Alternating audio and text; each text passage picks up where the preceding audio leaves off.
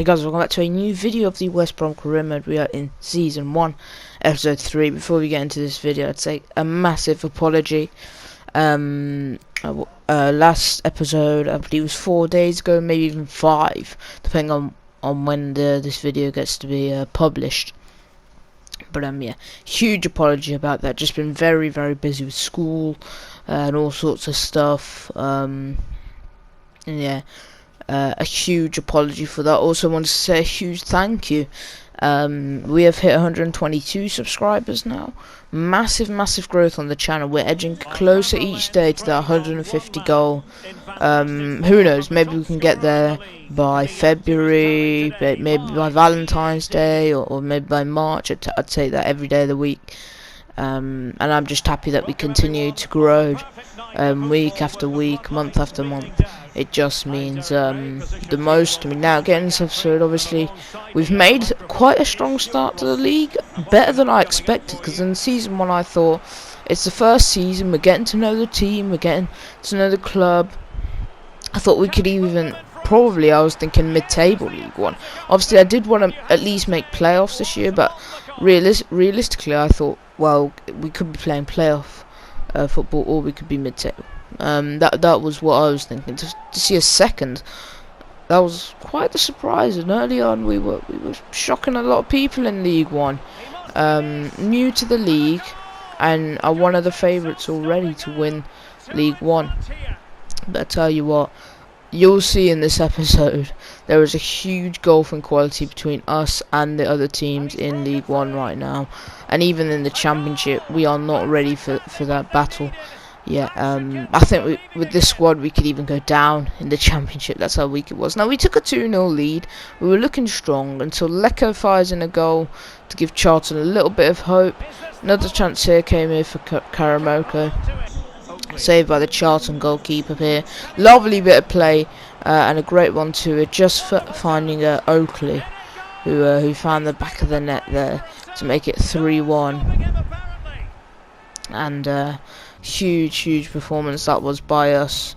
You could tell that we were dominating the match so much as well. Just looking at the stats, I mean, yeah, we deserve to be ahead.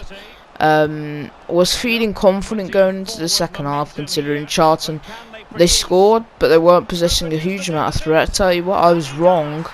This man, I don't know who he is. His name is, I even forgot what his name is. Washington, there we go.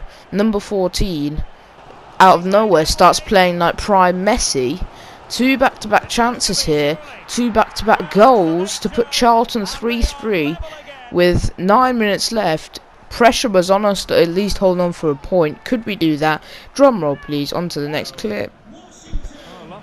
I mean, I thought this was poor from the goalie. But ultimately, a bit of luck on their side as well. We bottled it. We are the Bottlejobs. That hence the title, Bottlejobs. We absolutely bottled this game. Like, look at the stats. We utterly dominated. Yet we still only came out with a 4-3 loss. 0 points. Like, if you want to be a team going up this year, you can't afford for those games. Because Charlton, in my save, are around 14th. Now they've gone up to 12th, so yeah, just very disappointing. But I know some of my Charlton fans, you know who you are, some of my Charlton fans will be happy with that. And yeah, we move on. We drew 1-1 here. Expected a win in this simulated game against Gillingham, considering they are fighting relegation. Lo and behold, a 4-1 loss. Jordan Turner actually was found in our youth system. Obviously I converted him from a centre forward to a cam, and then I actually promoted him to the team. I left him on the bench for this game. I don't want to take Sutherland out, because Sutherland's been really good this year, but you know, I just had to because of ratings and stuff, and simulated games is probably going to help us. And Turner is our first youth prospect. So yeah, I don't know if that was a mistake or not, but we brought in the 18-year-old. Hopefully he can give us a big game here, hosting Sheffield Wednesday, Darren Moore's team. One advantage we have had this season is we have got the League One top goal scorer in Max Oakley. That's a huge advantage on our side.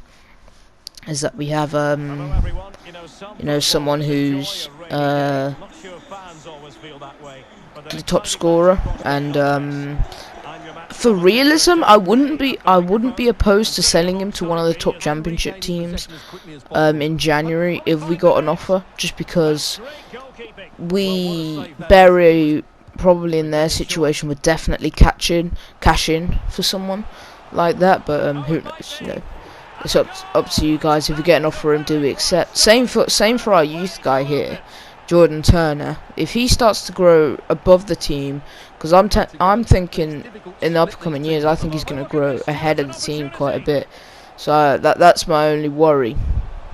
But yeah, we 1-0 up, controlling the game. Like, we seem to dominate the games quite well, but it's just our defense that lets us down. I don't know what it is, but when I've got bad defenders, I'm in the lower league. You saw it in my West Brom save that we just ended off on. I remember in the Championship, especially against the top teams like Sheffield Wednesday are in League One.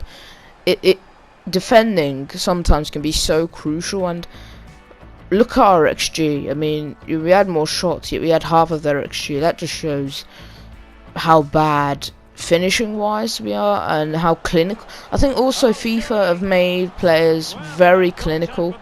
I could adjust the stats, but like, that's not fair to you guys. I mean, we're gonna make this series as challenging as possible for me, because we don't want an easy series where we can just win everything and yeah, it just ends like that. We want a challenging series, but I also don't want to let it go on for too long, as I've mentioned in the past.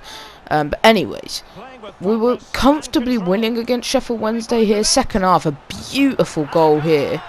Off the post and in from Alex Mighton. I can't believe we actually got him for that cheap as well. I think he's going to be a bit like Gavi. One of those signings we look back at and say, how the hell did we get him for so cheap when he's now worth up in the hundreds of millions. They pulled one back here, and I was a bit worried because 15 minutes left. Again, same predicament as the last match.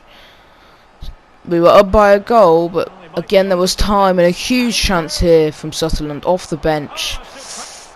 We regretted that, as you guys can see here. Chance, and wouldn't let me switch player. 3-3 again, bottled it, and Gregory this time managed to find the net for Sheffield Wednesday.